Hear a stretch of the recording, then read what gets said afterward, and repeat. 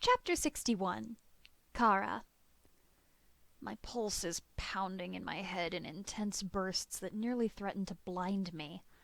I thank whatever stars keep me smiling and talking like I'm a normal person until I'm able to show Laurel out the door.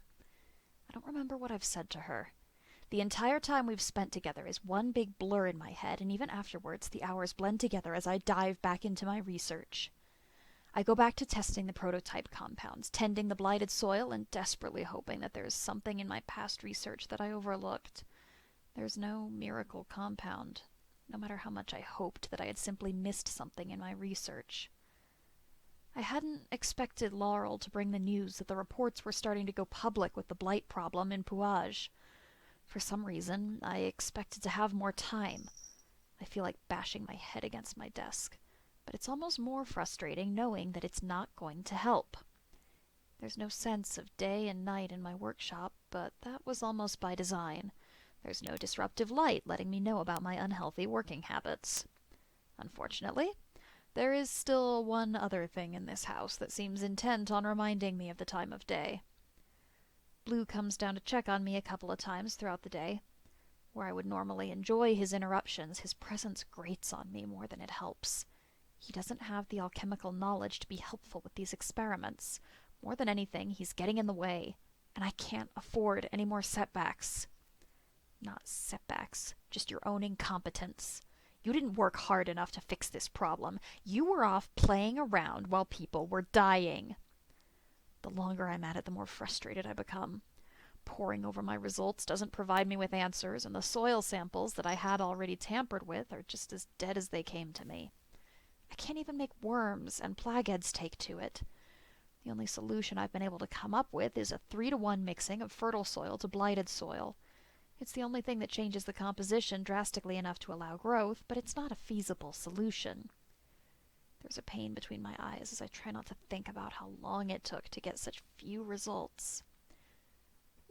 Master? Blue's voice shocks me out of my stupor. I hadn't heard him come back in since I sent him out. How long ago was that? Long enough to warrant the worry on his face? He's pressed himself close to the door, far enough away that he's technically outside of the workshop. I wonder idly if that's my fault. If I had told him to get out, and he'd taken it to mean until he was welcomed back again. He hasn't come back empty-handed. He's carrying a tray with a simple meal, something steaming in a bowl, some cut fruit and a mug of tea. A peace offering, my mind supplies unhelpfully. Something angry rears its ugly head, and I close my eyes and take a deep breath to avoid snapping. I'm not at the stage of sleep deprivation where I'm numb yet. Right now I'm just angry. Angry at myself, my failed experiments, and the disruptions. What is it, Blue? I try to keep the tiredness out of my voice, but at Blue's flinch I can see that I've been unsuccessful. I wish I had the mind to care. Well, I thought I made some food. Dinner for you. Blue stutters in a quiet voice, cheeks lighting up a bright red as his ears press down flat against his skull. That's nice, Blue. I put a little more effort into sounding enthused. Normally, I would be ecstatic. That's some fantastic personal progress for Blue. He's taken some initiative and used the kitchen and came back to me even though he was nervous. But the smell of food just turns my stomach. But I'm actually fine. Why don't you just eat and go to bed? I'll be there once I've finished up. Master, it's very late. Blue hedges, toeing at the carpet just beside the doorframe, refusing to look at me or make his point any more explicitly. I understand that, Blue, but I'm not ready to turn in, I say, some of the irritation coming through in the moment. You have early classes tomorrow, he mumbles, and that sends a flash of indignation through me. I'm not a child. My mother hasn't sent me to bed since I was 4 years old, and I don't need someone reminding me when bedtime is.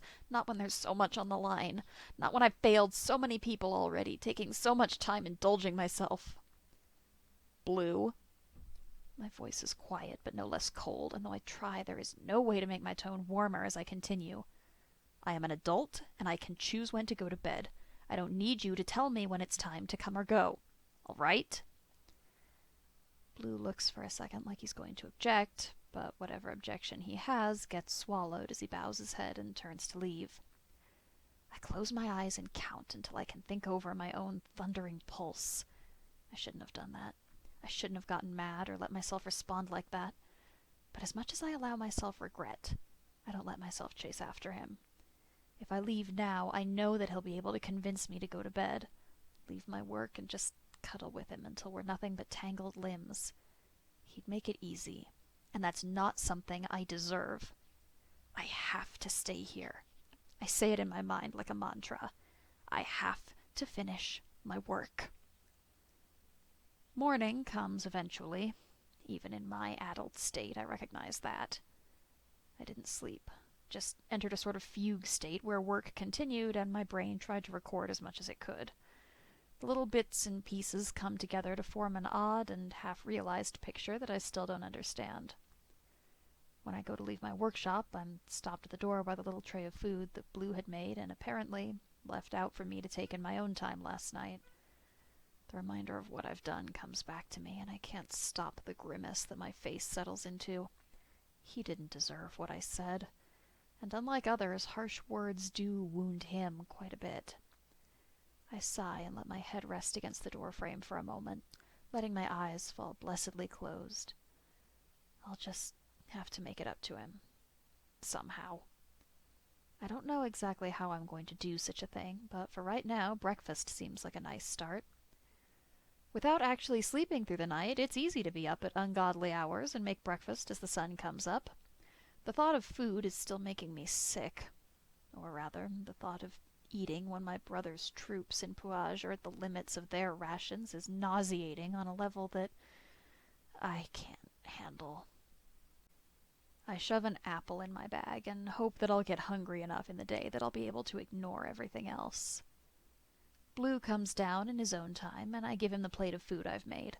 I wave off his questions and reassure him that I've already eaten.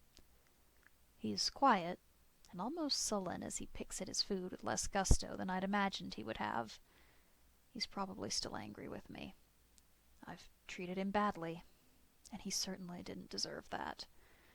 But I'm not really sure how to make it up to him. As much as we've been trying to get to know each other over the past months, it's been slow going. There aren't many things that I truly know about him.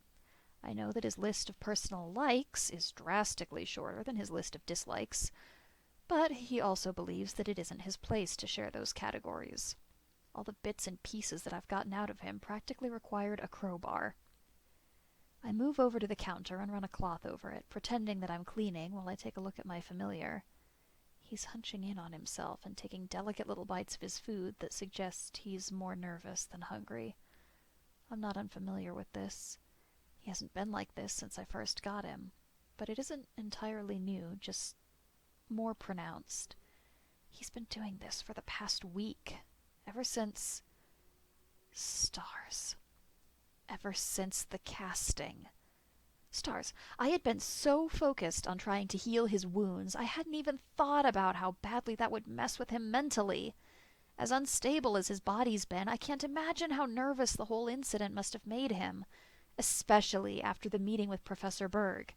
Everyone's been telling me to get rid of Blue, but as much as I know I would never abandon him, it probably isn't much of a reassurance when his old owners didn't keep their word. I wonder if it would be better to do something to get his mind off of the whole scenario. I'd been desperate to push my school concerns to the back of my mind after the disaster of our casting. I don't need to bring Blue into advanced casting until next week, and I don't want to force Professor Berg and Blue to interact before it is absolutely necessary.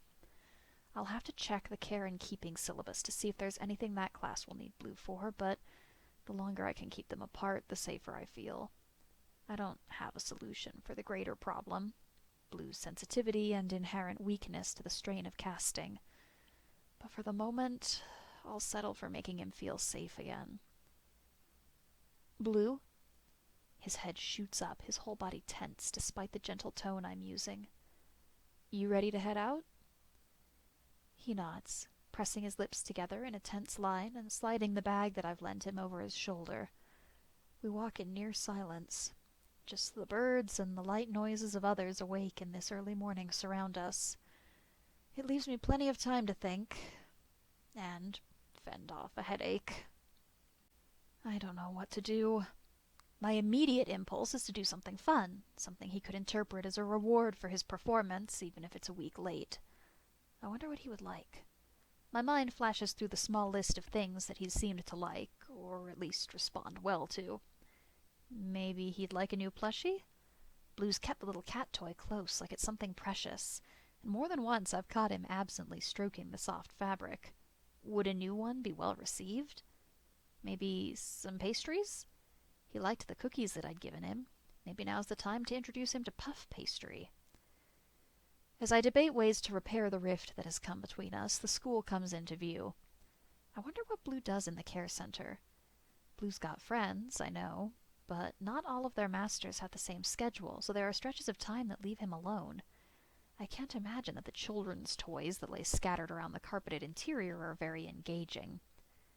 Then again, I'm not sure there's any other place for him to go.